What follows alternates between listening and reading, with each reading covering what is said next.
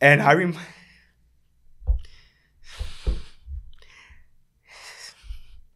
got my first job. And when I was there, the owner was like, hey, man, there's some guys looking for you. And as I was driving down to Indianapolis with no sleep, no anything, I was like, just in my mind, like, yo, I'm driving back with nothing. I'm getting rid of everything. I'm getting rid of everything. I'm getting rid of, God, with you first. I'm getting rid of everything. And literally, you bought everything from the van. Everyone walked in when Gary Vee walked in, and everybody was walking in. And I was like, oh, shit. I was like, damn, I'm so tired. Like, why he needs to come into this event today? Like, why couldn't I meet him tomorrow when I be able to, like, be fresh? Welcome to the Big Fish Cares podcast. This episode is being filmed in New York City. This is my first time experiencing a podcast studio setup, but had to take the opportunity to have my boy Robin Hood, an emerging artist from Brooklyn, New York, on the show today because he's got an amazing story. If you've been following me on social media, you saw that when I went to VCon last year in Indianapolis, I met him. There was an event before the festivities got started. They call them satellite events, and Gary Vee was there. I was there. I actually was one of the first people there. I had my whole media team there, and I saw Gary go over to this table, and there's this guy over there, and he's got some hats, and he's got some art on the wall. He's got two pieces of big art, and he had some skateboards, and I saw Gary talking to him a little bit. Wasn't sure really what was going on, but then I went over and checked it out, and I was with Brittany and had this hat on. If you're watching on YouTube, you can see the hat. And if you're listening, you should probably watch the YouTube episode because this is going to be a cool one. But I saw, man, that hat is sweet. And I asked Brittany if she wanted one, and he was like, how much? I was like, how much, man? He's like, $250. I'm like, dang. I'm like, all right. I said, like, it's cheaper than Gucci, but look more expensive than just a regular ball cap. But I was like, you know what? I like it. I want to get into art. I want to start supporting artists. And so that's kind of how I met you. But we didn't really connect too well there. I bought the hat, went on with my day, went to another party, saw you the next day at VCon. Mm-hmm. Do you remember that? And you were just walking by? Yeah, I don't even know if you did. I think I called you out. I saw you. I was like, oh, it was good. And then we started talking. And you was like, hey, what's going on? You sold the hats yet? What's up with it? And you're like, what else did you got? And that's when I was like, why didn't you sell the hats yet? I remember. I'm like, dude, like, how did you not sell these hats yet? Because, like, I think 2 days had went by. Yeah, it was first full day was already done. The second day was almost done. And, like, you still got a bag of hats. I'm like, bro, you got to sell some. No, because so the problem was, not the problem, but the reason was I came through with, like, maybe 180 hats, and I had like a huge bag in the van, so I used to go refill, come back in, refill, come back in. So I was always like just selling them, getting rid of them. So when you saw me, it was like probably a bag that I was like almost half empty. And that's when the whole thing started. You're going to continue. Yeah. Well, yeah. And then I was like, do you have anything else? Right. Yeah. Because all you had were the hats. I was like, I already bought a hat. What else do you got? He's like, well, follow me. I got a van. I'm like, all right, we're going to do a deal in the parking lot. And literally left the stadium, and he had a white minivan. It was about a 10-minute walk to get to the van. You had one of your buddies with you. I had Brittany with me. I think that was it, right? That was it, yeah. Oh, and I had Samantha from Australia and her husband. Oh, yeah. And we went out to this van, and you kind of were talking to Brittany. I got that recorded. We might be able to drop that in to kind of give the viewers some perspective on that. But I saw this art, and I was like, wow. And more so, the energy that I felt from you. The art was cool, don't get me wrong, but the energy I felt from you, I wanted to support you. And I said, I bought everything in the van, right? Yeah. I bought it there. I don't think there was anything left, right? No, there was nothing. Like, I bought everything in the van. And it's crazy because as I was driving down to Indianapolis with no sleep, no anything, I was like, just in my mind, like, yo, I'm driving back with nothing. I'm getting rid of everything. I'm getting rid of everything. I'm getting rid of, God, with you first. I'm getting rid of everything. And literally, you bought everything from the van. That when I was driving back out by myself to go to your place, drop it off, I was just like, damn, like, wow, like, I actually did it. Like, I actually got rid of everything. I said I didn't want to come back with no artwork. I want to get rid of it, and I wanted to go somewhere like someone really actually loves it. Bro, and it went to you. I loved it. Talk to me a little bit about your experience at VCon briefly and some of the different opportunities that you got to meet. You know, I only saw you the times that I was in front of you, but like, you obviously had your own experiences. Yeah. I know you got to meet some famous people. You had some people wear your hat. I know Gary's dad was involved. I know Busta Rhymes, one of his guys. Talk a little bit about that. So I never knew what VCon was. I never knew what V-Friends is. I had no clue of any of this thing until, like, you know, Sakari and the entire V-Friends put me onto it, which how, you know, I told you the story how I met Gary V and how the whole situation happened with Sakari and them introducing me into V-Friends. Sakari's a chef in New York, by the way, that got to speak at VCon. He got to speak on the same stage I did for the community day. I'm actually going to try to have him on the podcast one time too, so people can listen. But keep going. So they told me, he said, hey, listen, do you want to be part of a VCon I could get you a table at the women's, how you call the women's multi. The V women's, the V leaders event. I forgot their name, but amazing with Selma. She's like runs it. Yeah, Selma, and Holly and a bunch of them amazing Valerie, people. Yeah. So I was like, okay, I want to be part of it. And at that time, I only had like 15 bucks on me, and I was like, man, I can't do it, you know, but I'm still going to go down there. I'm going to find a way to get there. My whole plan was to sit outside the entire conference and just set up a table and sell hats. And put the same setup that you met me in, that was the same setup I wanted to do outside. I was going to stick the picture to the van. I was just going to hustle it. And he was like, let me call you back. And I was like, all right, cool. So then he calls me and he's like, listen, I paid for your table. Don't worry about it. Just come down. And I was like, damn, thank you, man, thank you. I'm gonna pay you back. I got you. So I told my mom, let me $100, let me like $150 so I could be able to get to VCon in Minneapolis. And from Brooklyn, you're gonna drive that minivan. Listen, and people, by the way, this is like a. I can't believe it made it. That's the kind of van it is. Yeah. I mean, like, no shame, but like, I'm like, dude, like that was impressive in and of itself. That van made it to VCon. Yeah. But you literally had no money. You're going to borrow a couple bucks from your mom. Yeah. We're going to get into that story in a little bit. But like, you made it to VCon. Your buddy Shakari put you up, got you like at least in an event space. He got me in the event space. And when I got there, everybody was like kind of like, because it was like 2 days, almost 3 days with no sleep. Because I had to like do the skateboards. I had to finish the skateboards. And I had to like finish the whole hats. I was helping the guy because it was in the factory doing the hats. Because it was on an IOU. So I was like, let me help you at least. To get them done. Because he had all this other work ahead of him that he had to finish. They were paying instead of, my work. So I was like, all right, let me do it. So we're doing this and I'm getting together and I'm no sleep. I drove down there. And as I'm driving, the van is like, and the from the door, because the doors don't close all the way. So it's always. Oh, I know. You remember? Yeah, I know. So it was constantly I'm driving it and I'm like, damn, I'm gonna make it. I finally get there. I get there on time and everything. And I was like, Sakari, hey. He was like, oh, it was good. He made it. I was like, I made it. Bro, I'm exhausted. I was like on maybe 7 cups of coffee. Like, I was drained, exhausted. He's like, all right, come in, let me introduce you to everybody. I walk in there, I meet Selma, I meet Holly, I meet Valerie, everybody. And I'm like, what's going on? Hey, I'm Robin Hood. Yeah, I'm the artist. They were like, I was like, can I set up, over here? And I was like, yeah, set up here. So I started to set up my table. And I'm setting up my table. I hook it up. Everything is nice. And I put everything, the skateboards, the art, the screen with the Gary V and everybody, that Gary V, the whole hat, wearing it on Art Basel and everything, and the poster. And as I did that, then everyone walked in when Gary V walked in, and everybody was walking in. And I was like, oh, shit. I was like, damn, I'm so tired. Like, why he needs to come into this event today? Like, why couldn't I meet him tomorrow when I be able to, be fresh? My mind is good. He was the first one in. He was the first one in there. And I was like, damn. So I was like, oh, man. And he's saying what's up to everybody, and I'm just like, I hope he don't come here. Like, I didn't want to talk to him. I was too tired. I didn't know. My mind was fried. Yeah. And then he ended up coming to the table. And then everybody circled the table. Everybody with cameras. And I'm just like, oh, and he's like, yo, you love what I'm doing for you. And I was like, yeah, bro, man, thank you so much. And I was like, man, you really, you inspire me more to keep going. Like, you really, you don't even know the story, man. I want to tell you the story, but it's so long. And he's like, no, tell me. And I was like, damn, I want him to be like, all right, tell me another day. He's like, don't tell me. And I didn't know how to process that. And I kind of told him, I don't even remember what I told him. That's how fried I was. I don't remember what I told him. And I kind of cut the story short. I don't remember.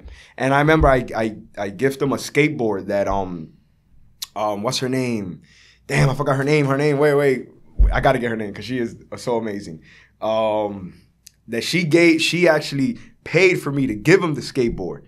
She gave me money to give him the skateboard, to buy all the pieces and everything, give him the skateboard. Wait, I got to get her name because she is so dope. She helped me a lot through the whole process as well to get to VCon and introduced me to VCon. I completely forgot. That's all right. Well, you looked that up. I also know that you had some opportunity. Oh, Christy. Christy, yeah. Oh, yeah, I love Christy. Christy, my favorite. Christy's awesome. So Christy helped me with that.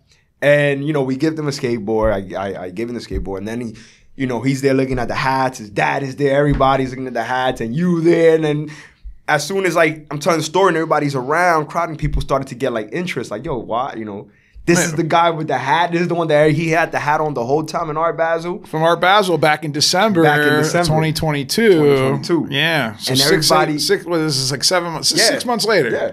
And everybody was like, oh, wow, this is crazy, this and that. So they started to actually took interest on my table. Mm-hmm. They started to buy hats. Mm-hmm. They started to pay the hats. And the custom one, these are one-of-one. Yeah. They started to buy. And everybody was like this one. Yeah, like that one. And then everybody was like, yo, let me hear the story.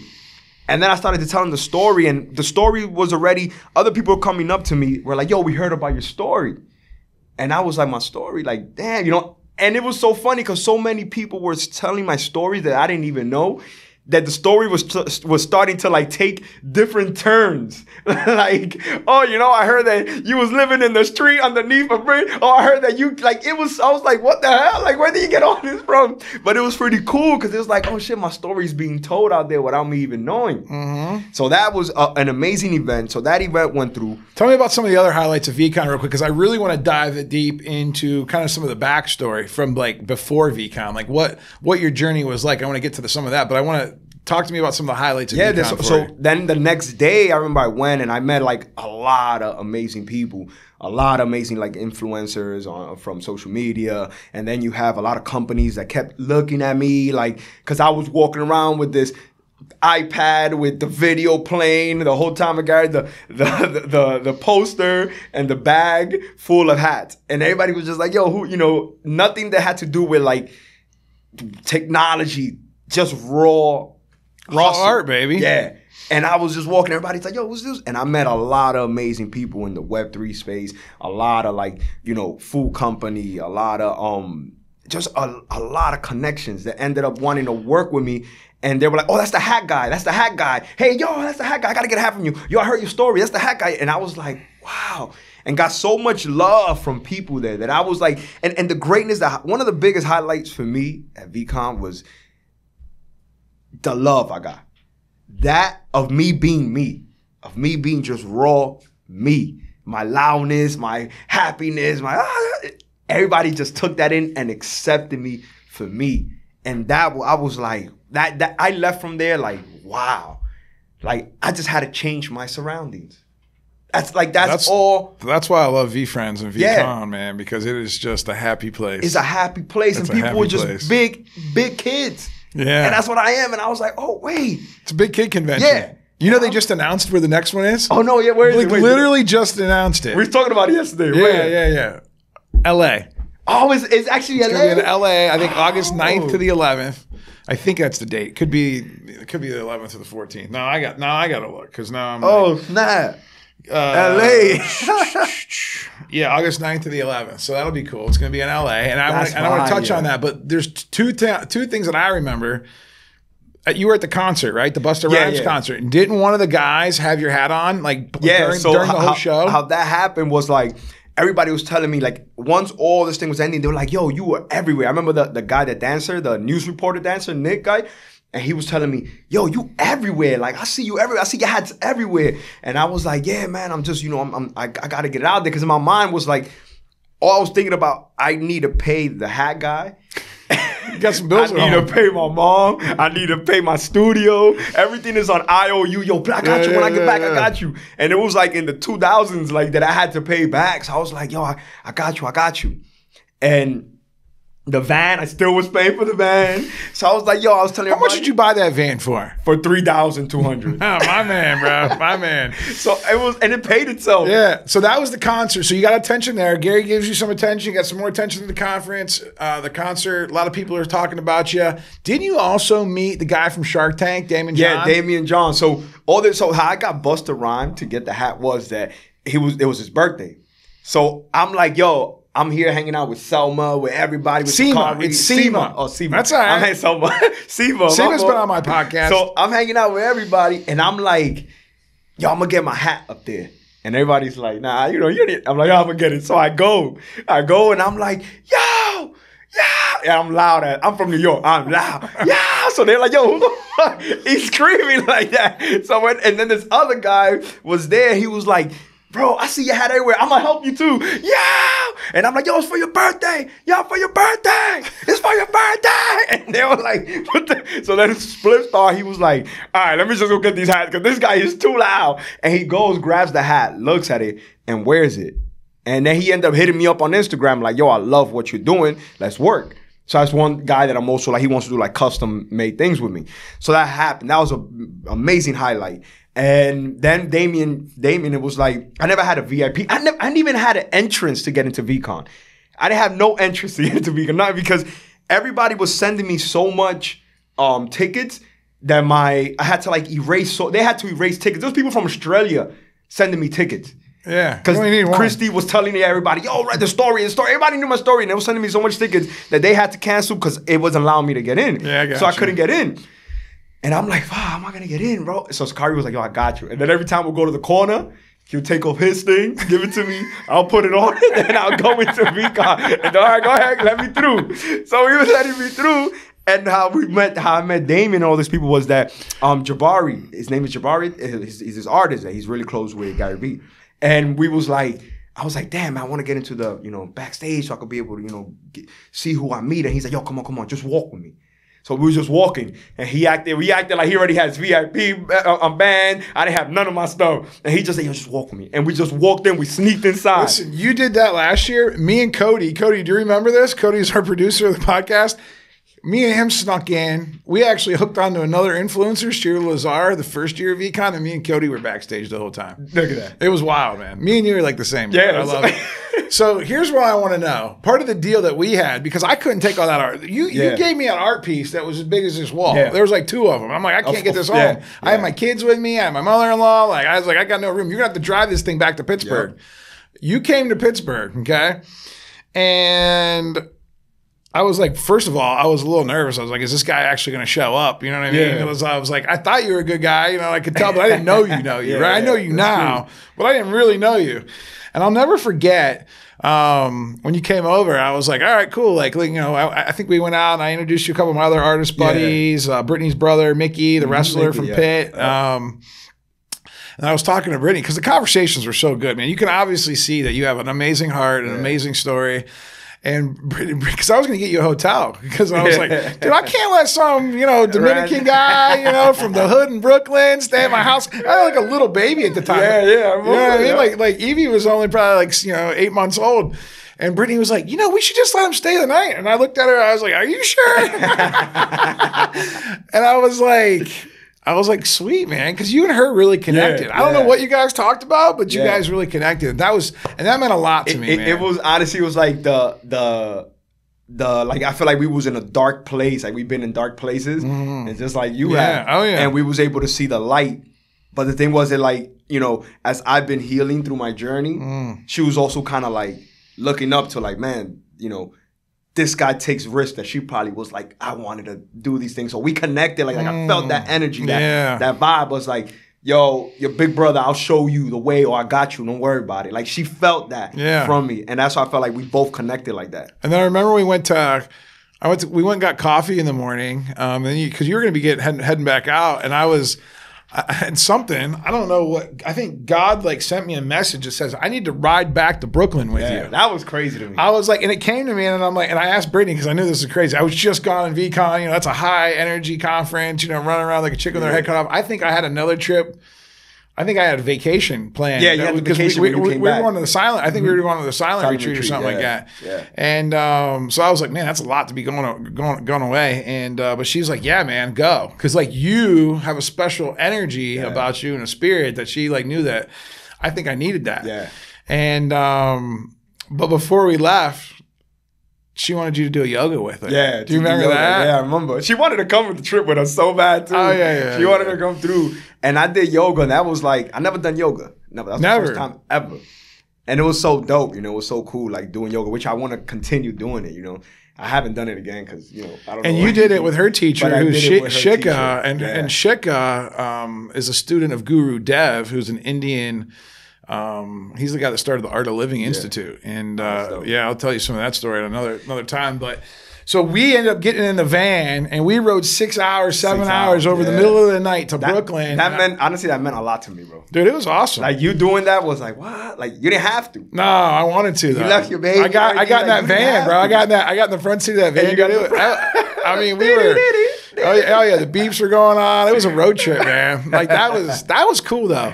But I learned a lot about your story then, and I want to dive in for the rest of the podcast and really talk about the story, right? Yeah. Of how you got to where you're at right now, and because it's a struggle. I mean, there's many struggles in your story. Yeah. There's the New York side of the story from where your roots. There's the little Miami story, then there's the LA being homeless and thinking some bad thoughts and things like that. So I want to get into all of that.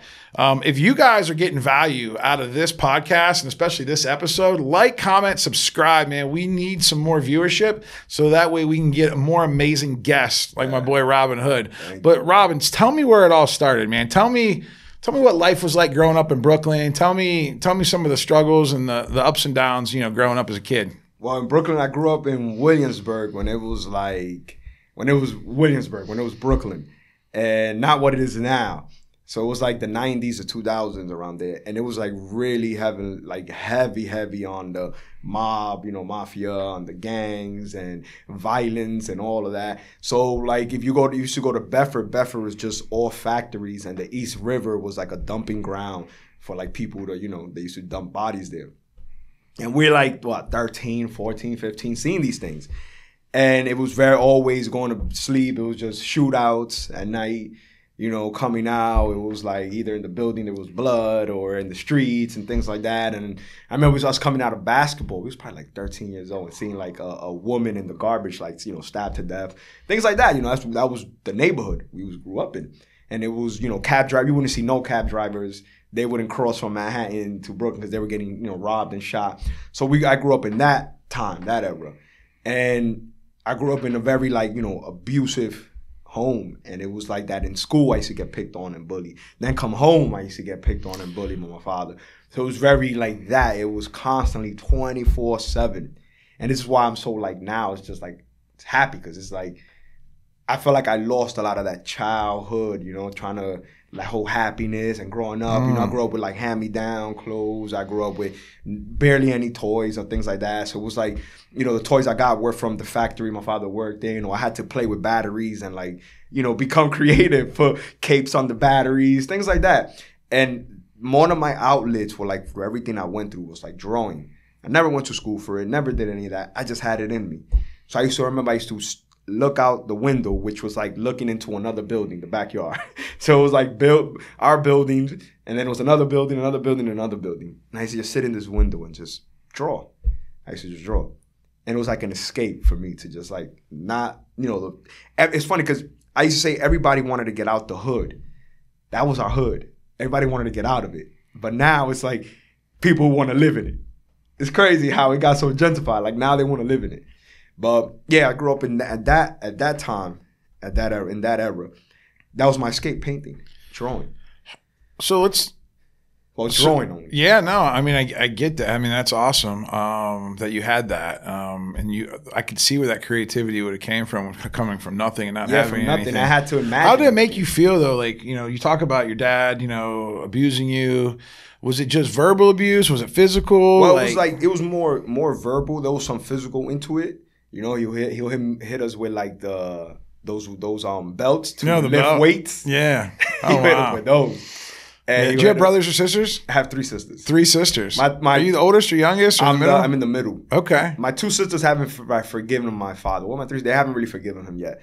I forgave him. That's how I moved on. And I show him nothing but love now, and give him nothing but just amazing love. Because I kind of like understood, like at one point when I was homeless in LA, I understood like, wow, maybe this man is probably bitter because he probably had a dream and he never was able to achieve that dream.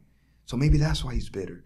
And things like that. When I started to see that I was turning bitter because things weren't happening for me, I was like, oh shit, wait. There's a lot of lessons I went through, especially when I was like in the dark in Miami, in LA, when I was in this abandoned building and they shut off the lights. And then once the sun came down, it was like I couldn't use anything. I just had to sit there in the dark for hours for like 3 months and then taking cold showers every day. So when I was there and I was like, damn, and I couldn't eat food, I couldn't do anything. So I just had to sit there and I didn't have no money, no anything. And I started to figure a lot of things on my own, like lessons and visions. And I fought so much demons. I fought so much things that I understood like, damn, maybe that's why my father's so bitter. Or he got that teaching from his father. Damn, like, I gotta forgive him. I'm gonna forgive him for everything. Fuck it, the past is the past. What am I gonna do? It happened, that's it. So I forgave him. My sisters haven't done it. But yeah, we grew up in that type of, environment. It was constantly. What was your mom like? My mom was sweet, nice. And she's so loyal. I think that's like, they're both very loyal to each other, but I think that's where my loyalty comes through. But she just didn't like, it was like she knew like, oh, that's what he learned. So she kind of like always just let it be. And he was very like, he even talked shit to her, things like that to her. And it was like, she was always been our backbone, man, my mom. Like, without her, we wouldn't be the people we are now. We wouldn't be, my sisters and me wouldn't be the type of people we are. Like, she just always raised us with like respect, love, just live your life, but always do right. Do what you got to do, but do it right. Do it right. So I took a lot of that, seeing that. And then, I also noticed that growing up, it's like, yeah, we didn't have anything. We didn't have a lot. But what also made me forgive and forget was like, my father could have left if he wanted to. But he didn't. He stood there. As abusive as he was, he still stood there. As abusive as he was, he still put a roof over our head. But we always tend to just look at the bad. Let's look at the good too. Yeah, he's not perfect. Yeah, he did wrong. It's not right. But let's look at the right he did do. Yeah, that's so powerful. There's a lot of other people that have lived that same exact life. I mean, not exactly, but like, have the dad that's abusive, the mom that's like, kind of probably scared of the dad, probably loves the kids, probably doesn't know what to do, probably is in conflict, right? Yeah. Like, and it's probably a tough situation. And especially for you guys, I mean, your parents were immigrants, right? I mean, first generation immigrants, like they came over from Dominican, or were they born here? Or? No, they came over from DR. Okay. They came over from here and they went from like, my parents lived in like, from like, one, a studio or staying with other people, things like that, jumping around from place to place. And, at that time, they went straight to Williamsburg, and Williamsburg was crazy. Yeah. If people tell you stories of Williamsburg back in the days, man. How did that make – so would you say that all the kids around you were kind of living in that same type of environment? So it wasn't like you go to school – like I'm trying to think because like I grew up in obviously a completely different environment in the Midwest, but I'm just thinking, like, when you went to school, like, everyone's kind of, like, dealing with the same stuff, right? Yeah, all the dads are kind of like that, right? There was kids that probably had it worse than me. Kids had it worse than you. Yeah. So when did you realize that maybe something wasn't right, or you felt bad, or like how did you, like, did you ever have moments of as a child and like, I don't know, get sad or like think like that? Like, yeah, many times. It was many times. Many times I was like, yo, I got to get out of here. We got to get out of here. Like, we need to do better. Who's we? Times. Like me wanting to take my family out. I've always been the type of person that wanted to take us out. Like, I've always been grinding to give them like a better life. Always. That's like something that's been instilled in me. Where do you think did you have any models or like any dreams or visions of a better life? Like, did you even know what a better life looked like? I just thought a better life was like money, having a lot of money, a mansion. What were your inspirations? Like, did you watch TV, movies? Like, yeah, I cartoons. Oh, okay. I love cartoons. Like, I feel like because I never really, I grew up in that type of, environment. Cartoons always made me so happy. So I used to watch a lot of cartoons. I used to listen to a lot of music. And I always been like this person with imagination. Huge imagination, because, we didn't have anything. So I had to imagine things.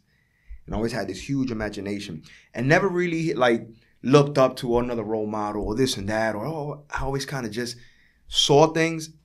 And I was like, wow, envisioned it in my own way. But I never really had, like, someone. I loved the different musicians. But I never looked into art when I was young. It was just like, I know how to draw. Yeah, just doodling, right? I know how to draw. I used to draw a lot of action figures, a lot of like comic books. I was into comic books heavy. I used to draw a lot of those action figures and cartoon characters. And then I'm like, all right, cool. Kept it moving. Never looked at it like, oh, this was going to be what's going to take me out. I always was like, I want to be a musician. I want to do music. I used to play drums in church. So I was like, oh, man, I want to do music. I want to play drums. I want to create. So I love creating music because that's something that I used to do as a kid in church. So I used to remember I was like 10 years old, 11 years old, and I'm playing drums in church. And then I'll go with the guy that used to teach everybody in the church. I'll be on his bike on the handle. We'll go all the way to his house. I'll be playing drums, learning keys, everything. And then he would drop me back off, and I was fat, so he was like struggling to take me home. I remember that. And then my mom would wait. I was a fat back in. And my mom would wait for me, to come. She would wait downstairs to come through, and that was like my thing. I was like, oh man, we're gonna make this, Mom. I'm gonna become a musician. I'm gonna take you out of it. And then I realized that God was like, no, that's just another gift I gave you, but it's not the one that's gonna take you. The art is the one that's gonna take you out. Speaking of fat, which is hard for me to imagine you as a fat kid, because you look like you're in pretty good shape now, and I'm on the bigger side. But your dad used to tell you all the time that you were fat. Yeah. Like, what would he say to you? Oh, you fat fuck. Look at you. You got titties. He's like, oh, this is not my son. Look at this fat guy. How'd that make you feel when you would hear that? That's why from now till this day, I'm so self-conscious of my weight. For real. That's why I'm always in the gym. Always working out. Because I used to get it in school every day. So imagine coming back home and then getting it every day. Wow. So, yeah. I appreciate you sharing that, man. And that's why I'm very self-conscious with my weight. Very self-conscious. And I feel like I got to work out all the time. And I know that myself. Like, damn, man. I cannot go without the gym. Like, I wanted to come here. I wanted to hit the gym first before coming in. Because it's like, it's embedded in my brain. I was like, nah, but can I let myself get to? And I always look at myself in the mirror. Because that shit, I got it in school every day. I got bullied in school every day. What about being overweight? For being overweight. And then having hand-me-down clothes. I wasn't a cool kid. And then going back home and then getting it from him. I was like, damn. So now that's still in me. Which is good because it's like I always stay in shape. But I know it's like it's something that affected me. So what'd you do, like, I don't know, after you turned 18 and, like, what was your journey like after? Man, did you ever have jobs? Did you ever, like, I have, like, when I started being 18, 19, I like, rebelled, man. I was, like, tired of I wanted to fight everybody from school. I was literally wanting to fight everybody from school. We used to do, like, street fights outside. We used to put gloves and fight. And I never knew how to fight. I used to be so scared when I was young. I used to be so scared. When I hit like 18, I was over. I was like, fuck this shit. I was just wild. And they used to do like street fighting outside. And I used to fight kids.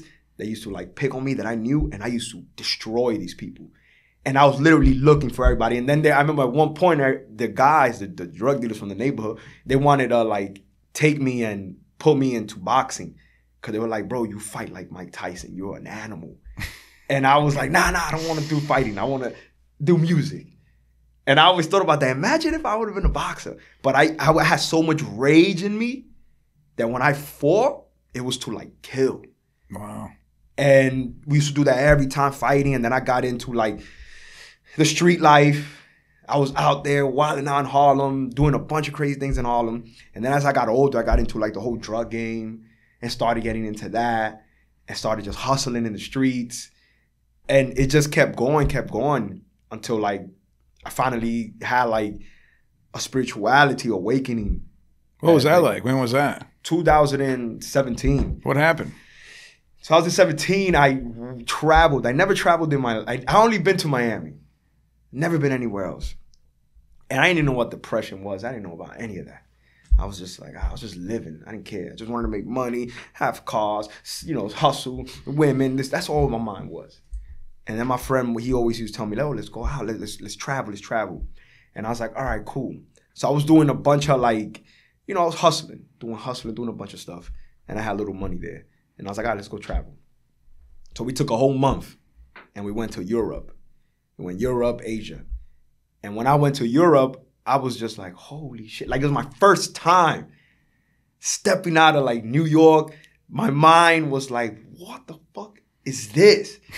Like, holy shit, this is Spain? I was like, wow. All the architect, everything. Then Madrid. And I was like, wow. And then we went to Italy and we went to Paris. And I'm just like, and I'm seeing all these like homeless people and I'm seeing all these other things. And I'm like, wait, I thought Paris is like Paris, like in the movies. My mind was like completely blown away from, my mind was just on like movie. I just saw movies. I mean, like New York in the movies is portrayed. New York movies portrayed. So, I mean, like they don't ever show you the homeless people in New York. Nothing. So I'm thinking like I'm like, okay, wow, this is beautiful. Then we get to Amsterdam. And we're in Amsterdam. I'm like, oh, wow, this is fire, wow. And my friend is like, yo, let's get some shrooms. I'm like, shrooms? What the fuck is that? And he's like, oh, this is nice. It's for my pizza. Yeah, he was like, this is that. And I'm like, all right, so we go to like a smart shop. We go to smart shop and we buy some shrooms. And that was my first time ever. I take them and we chilling and out of nowhere, it's just like, it hits me. And I'm like, oh shit, and we in a cab to get to our hotel. Because he was like, yo, let's take it now. And then we get to the hotel and we'll have an experience. I was like, all right, cool. So we took him in the entire car became like a spaceship. And we're like gliding. It took me to like year 20, like took me out. And we was gliding in this, it was a Mercedes and we was gliding not too high off the ground. Everything was futuristic. And I was like, holy shit, yo, Alfred, you see this shit? And he was having a completely different trip. I was having another trip. And then we get to the room and he plays some like house, progressive house music. And I get in my bed, he gets in his bed, and we just both just tripping. And I'm seeing so much things. I even sat down and I saw my mom and dad, how they look now, where my father always sits. My mom was above him here, and they went from the way they look now to older into complete dust. But I was happy because they left together. What was your destiny in that vision? Yeah. So in that vision, that trip, it was like a bunch of inventions, a bunch of like what's going to happen in the future. There was like a big war was going on, something with Trump as well. That's crazy. I saw that. There was this guy who walked up to me, sat down, and he had an elephant head and a suit. And he told me, don't believe everything you see and don't believe everything you hear. And then another Indian woman came up to me and she was like, you're the chosen one. You just need to get more in tune with nature and the trees. And then she put something on my face and she blew smoke in my face. And then that's it. And then I saw my spiritual animals, which is the hawk and the wolf. And from there on, every time I'm lost, I'm like, yo, God, I see a hawk flying around all the time. It does not fail me. And that happened, and that was the beginning of me changing the way I saw life.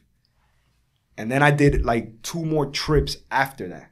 And my last trip I did was the one that completely, like, I was reborn, like completely got so close spirituality with God, got so in tune with that. And yeah, now I'm here now. Well, there was a little pit stop in LA. Yeah. And I want to know, because I've heard some of those stories. I don't want to share necessarily all of them because we don't have that much time left. But First of all, what'd you go out to LA for? So when I came back from the trip, right, the whole entire trip, the whole year, I was still kind of like, hustling. You weren't doing any art though, right? I was doing. You were art. starting to do some art. Yeah, I was doing the art. The art started in Miami. Okay. Before I even in 2014, 15. And were you selling any? Were you making any money doing it? No, so it was just for fun. I was doing it. I was trying to sell it, but it was nobody was like, oh, they nobody like was it. buying. I sold maybe like 3 pieces. The crazy thing that I sold pieces that I didn't even sell them. Some guy put them up. I told him, yo, hold my art pieces in Miami. I'll come back for them. It was like years. He sold them online. He sold them $600 a pop. And the woman was looking for me until she finally found me. And she sent me pictures. I'm still cool to her to this day. And she was like, yo, I bought your art piece. I've been looking for you. I love your work, this and that. And I was like, you bought them? How the hell you bought them?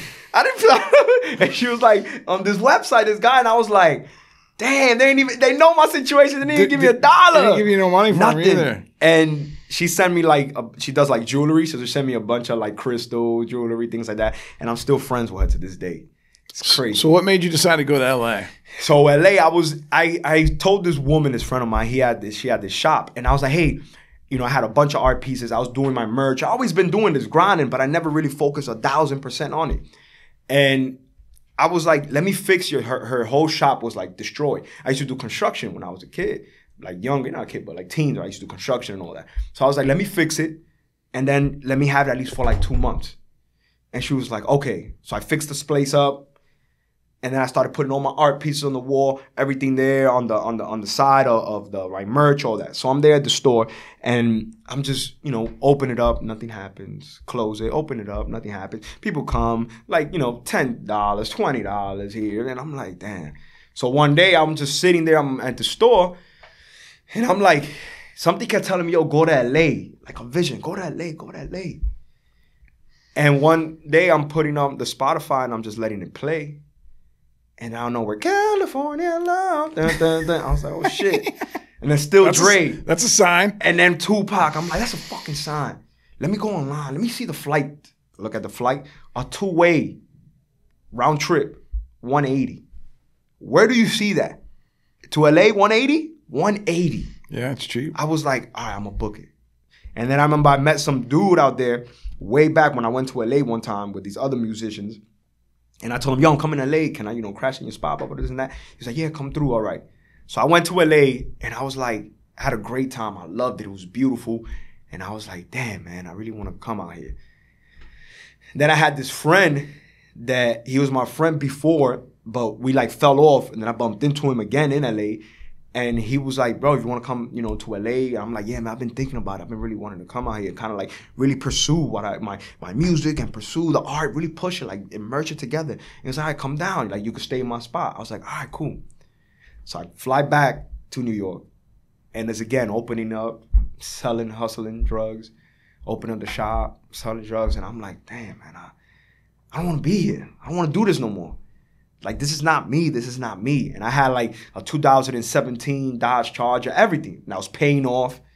And I was like, this is not me, man. Because I was also doing like some bank scams. So I was doing that as well. So I was making money off scams to be able to pay these things. And I was like, yo, I don't want to do this no more, man. That's it. Like, I can't. I gave the shop to the woman. I said, yo, I'm done. The month ended. I took all my shit. I went back home and I was like, yo, Mom, I'm gonna drive to LA. She was like, why? Why are you crazy? Nah, man, I gotta go, Mom. It keeps calling me. I'm gonna go over there. I got in the fucking car. 4 days. Drove, did different pit stop, went, started seeing things. I was so afraid at the beginning, leaving, like, you gonna do it? Yeah, I'm gonna do it. Go. I got in that car. Me just getting in that car, crossing Jersey, going to PA. I was like, oh my God, you did it. Like, that was so amazing. Like, you did it. And I was like, it's just like a beginning. I was playing, podcasts of proverbs and gods and, testimonies and playing a bunch of like how to, spirituality or how to become a multimillionaire, how to do this, and I was just playing it every time on the drive. Some music, some here, and I'll stop in Ohio, I'll stop in Kansas, I'll stop in all these, and it was experiences that I had also stopping in these places that made me like, holy shit. It was just like opening up my mind more and more and more until I finally got to LA. And when I got to LA, I was staying with my boy, and my boy that I was staying with didn't end up becoming my boy. So I didn't know nobody. Give us the cliff notes, because we only got a few minutes left. So give me the cliff notes of the experience in LA, like the struggle. Like, because you went out there to try to make an art career, went out there to try to make it in our career. I didn't end up, like, me and him got into it. It didn't happen. I ended up living in the streets. Because you didn't have no money, right? I didn't have no money. I didn't have nobody. I didn't know nobody. Were you doing any type of like side work? No, nothing. I just got there. Yeah. Literally, when I got there, like. How long were you there, period, from the time that. 3 years. Oh, wow. All right. How long was it until you were homeless? How long until you were homeless? I was homeless for like 7 months. But I'm talking when you first got there, like to becoming homeless. Like, how long did it take you to become homeless? It took me like about 2 weeks. 2 weeks and you were homeless? I was homeless. The guy that you were going to like. It just didn't go well. Work. Wow. He's gay. So it was like yo, bro, I thought we was friends. What the fuck is going on with you? It turned like that. So I ended up homeless. And when I ended up in the street, which is like, I had a lot of issues. I love gay people. But a lot of them, they are really wicked, man. Like, until their mentality, they want more from you in order to even help you. And that happened a lot in LA. And when I was out there, that's what turned me off a lot from the music too. And when I was out there, I went homeless. I think, just to touch on that for a second, I think that can be anybody. Like that literally could be anybody. It could be anybody. That was probably your experience. But my experiences your experience, was mostly gay men trying to fuck me instead of wanting to like Gotcha. Work and Just help. be your friend. Yeah, be friends. Gotcha. That makes sense. And so what's it like being homeless? Like that kind of homeless? Bro, like I was homeless for like 2 days, and then I found a buddy's couch to sleep on. I lived in a van. I lived in a van for 2 days, but you went and found an abandoned building. I found an abandoned. So it's crazy because I went right, and I ended up in my car for like 2 days. And then I started calling everybody and their mother that I used to sell drugs to. I didn't give a fuck. I was like, yo, bro, these are rich people. These are people they're somewhere well, or some had good money. And like, hey, I'm in LA, man. I really need your help. Because even when I was hustling, I still somehow became friends with the people I was hustling to. They just loved my energy, and they would invite me places. Yo, come through, hang out, come stay. So I'll do this thing. So I started hitting them up. Yo, man, do you know anybody in LA? I'm living in my car. Hey, do you know anybody in LA? I'm living in my car. Hey, do you know? And then finally somebody was like, yeah, I could plug you with this person of mine, my cousin. So his cousin was like, listen, I know an abandoned building that's there is going to be here for a little bit. If you want, you can stay there. Great plug. I was like, fine. I went in there. I opened the door and I was like, holy shit. Right. Like, it was gross. I saw pictures of it. Everywhere. You showed me some cell phone videos of it. Rats. Yeah. But that, at the beginning of the podcast, when you talked about when you were there, and then there was the electric finally got shut off there because there was a little bit of light. No, but the worst light thing was out, and then you were in the darkness. The worst. But that was almost like your meditation. Yeah, that was like that was like a forced meditation that got you still.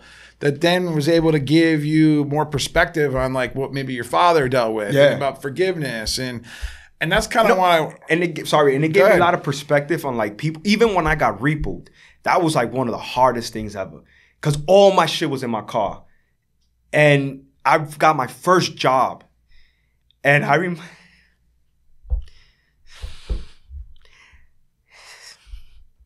got my first job, and when I was there, the owner was like, hey, man, there's some guys looking for you. And I was like, some guys looking for me? I'm like, what the fuck did I do? Like, fuck. And I was in the computer because I didn't even know how to edit well, but I was learning while I was working. There's some guys looking for you. And I was like, looking for me. And when I come outside, I see the car like in the tow truck. And they were like, hey, you need hey, man, you need to take all your stuff out of here. And I was like, hey, man, please, like, why would you come here? Like, I just got this job, man. Like, please, like, but I don't know how to get around. I'm not even from here. I'm an hour and a half away from where the abandoned building is at. I'm in Simi Valley. And I was like, please, just put it down. And he was like, listen, we're ready to call the cops. There's nothing we could do. I don't care. And that hurt me that he's like, I don't care. And I was like, bro, how am I going to get back home? And then the owner was like, yo, what's going on? Everybody was in my business, and that hurt me because I didn't want nobody to know. I went into this job like I knew what I'm doing. I got this. I didn't want to share what I was going through, because then, you know, people in LA I met that they back off right away as soon as they know, because they're like, oh, but you can't. Yeah, they take opportunity over there. They like opportunists. A lot of people are opportunists out there. So I was like, I didn't want to share that. And then I remember he was like, yo, what's going on? Like, you got to tell me in order for me to help you. Man, I was like, oh, it's that I was paying it, but I was trying to lie that I couldn't, and I just broke down. I broke down crying, and I had to get garbage bags to take everything out of the car and put it in the thing. And I was just like destroyed. I was like, damn. Like, it was just one after the other, after the other. And then they went and like they left me. They let me take, you know, stay at my job, and they were explaining to me, you know, they've been through it.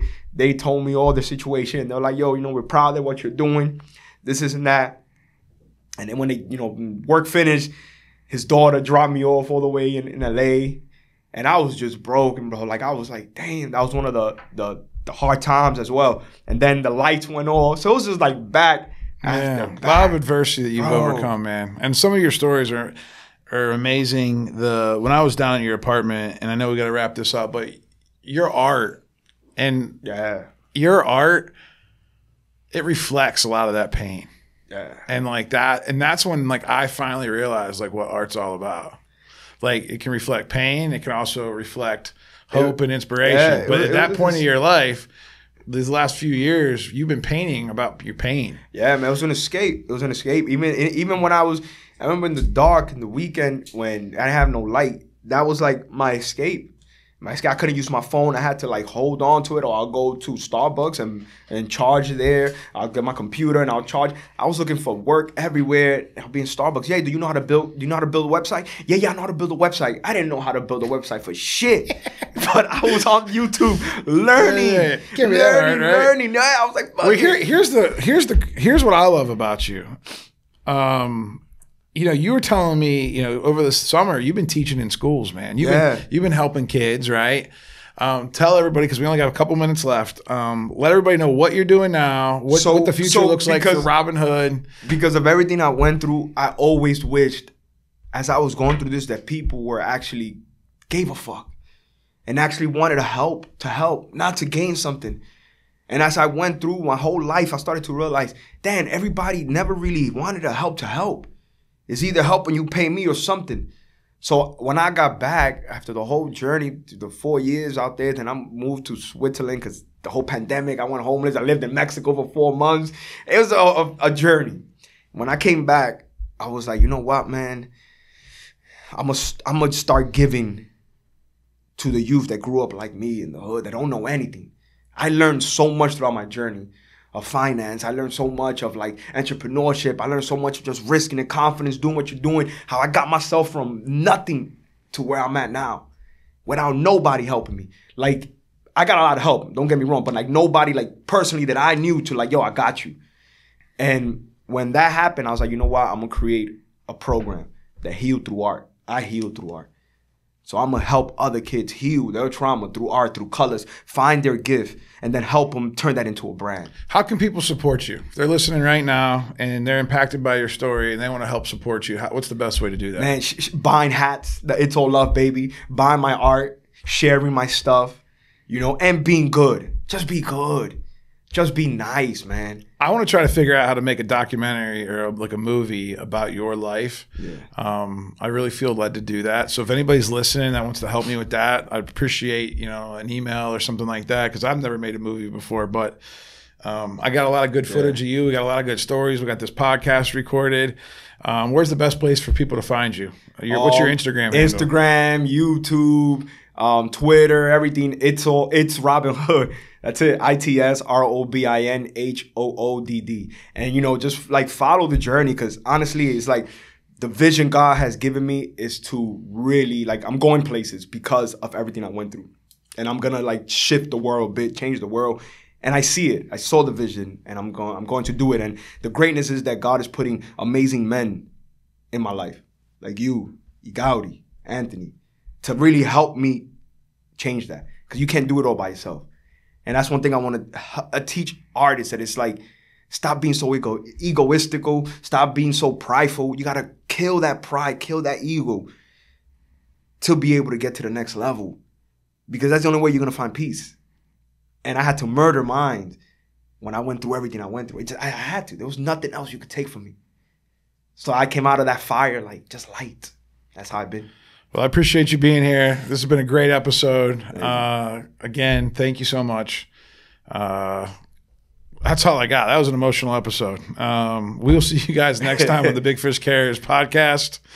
Subscribe, like, comment, ask questions, buy this guy's art. Hit me up if you have any questions, and we'll see you guys next time.